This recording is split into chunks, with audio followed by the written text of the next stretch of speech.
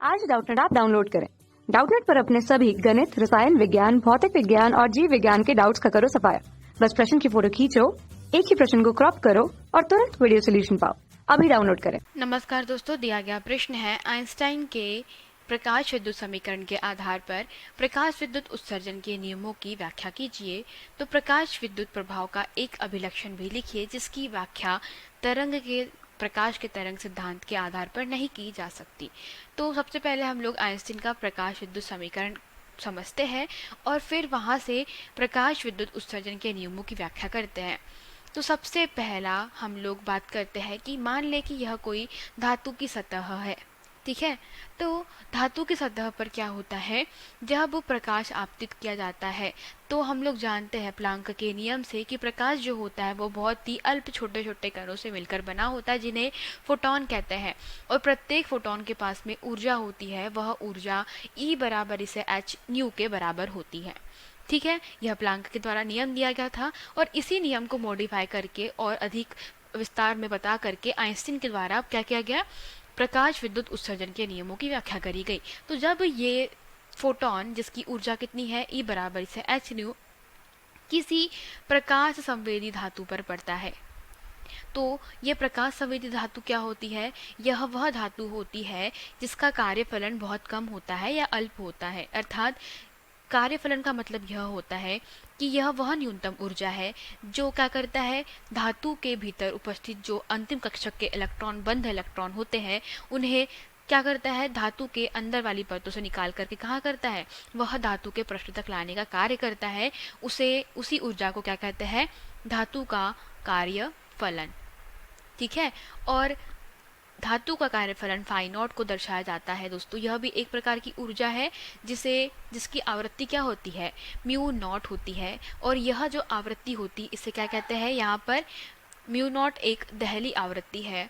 और ये जो दहली आवृत्ति होती है इसका तात्पर्य यह है कि यह वह न्यूनतम आवृत्ति है कि इससे अधिक आवृत्ति का अगर प्रकाश आप आपतित करते हैं, ठीक है, तो क्या होगा, धातु के पृष्ठ पर उपस्थित जो इलेक्ट्रॉन है दोस्तों, धातु के भीतर जो उपस्थित इलेक्ट्रॉन है वे उनका क्या होने लगेगा, उत्सर्जन होने लगेगा।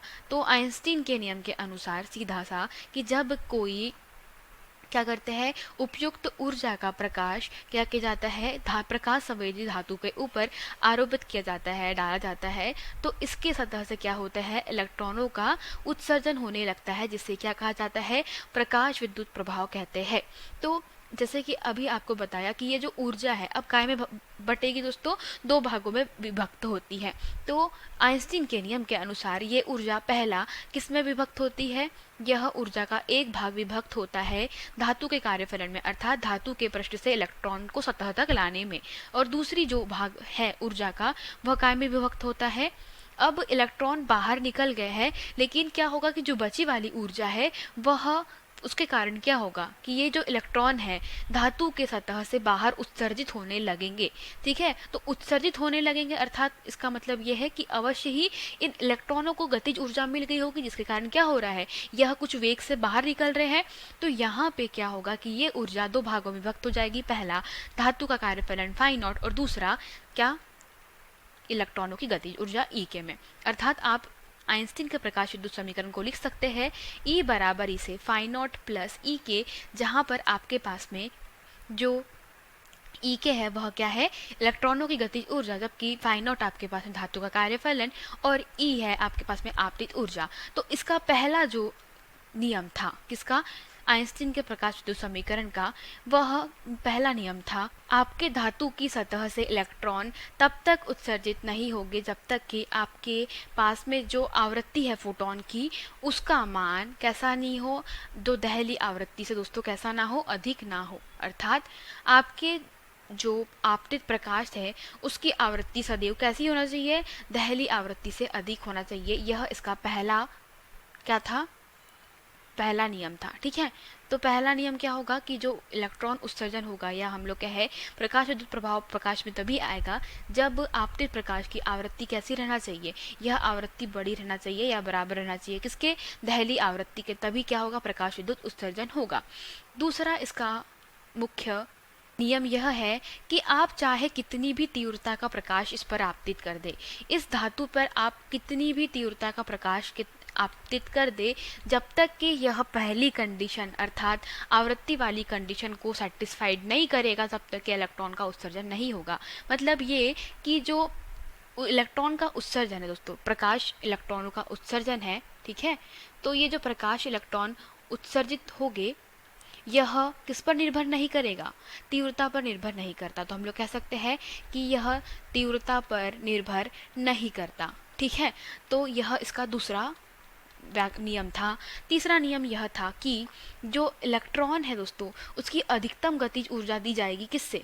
अगर आप समीकरण देखें तो अधिकतम गतिज ऊर्जा जो होती है वह किससे दी जाएगी, वह दी जाती है E के बराबरी से E माइनस फाई नॉट, या आप इसको क्या लिख सकते हैं, यहाँ से आप 1/2 mv मैक्स का वर्ग बराबरी से लिख सकते हैं। E क्या हो जाएगा, h new minus h mu naught, ठीक है।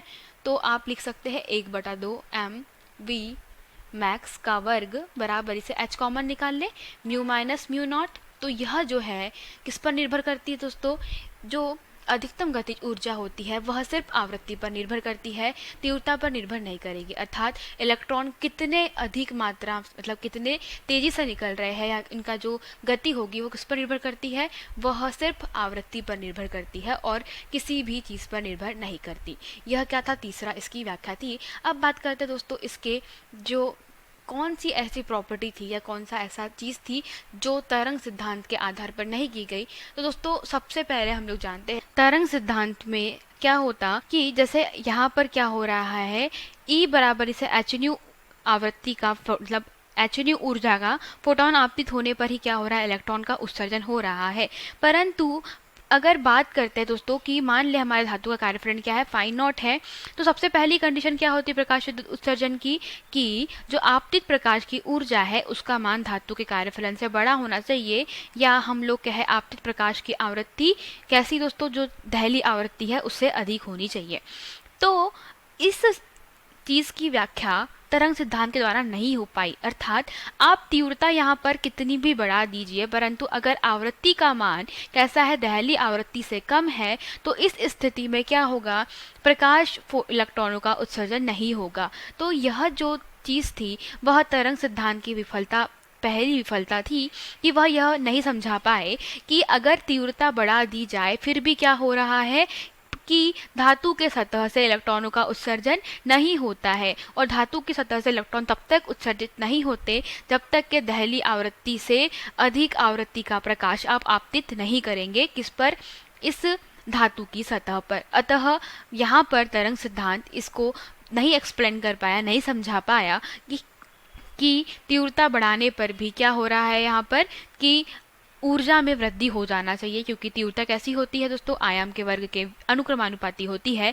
अतः यहाँ पर दोस्तों ऊर्जा में भी वृद्धि हो जाना चाहिए था, परंतु ऐसा नहीं होता, ठीक है। तो हम लोग कह सकते हैं यहाँ पर कि तरंग सिद्धांत यह समझाने में विफल रहा कि तीव्रता अधिक करने पर भी इलेक्ट्रॉनों का उत्सर्जन धातु की सतह से नहीं होता जब तक के आपतित प्रकाश की आवृत्ति दहली आवृत्ति से अधिक ना हो। धन्यवाद। कक्षा 6वीं से 12वीं से लेकर नीट, IIT, JEE वो एडवांस के लेवल तक 1 करोड़ से ज्यादा छात्रों का भरोसा। आज ही डाउनलोड करें डाउटनेट ऐप या व्हाट्सएप करें अपने सारे डाउट्स 8400 400 400 पर।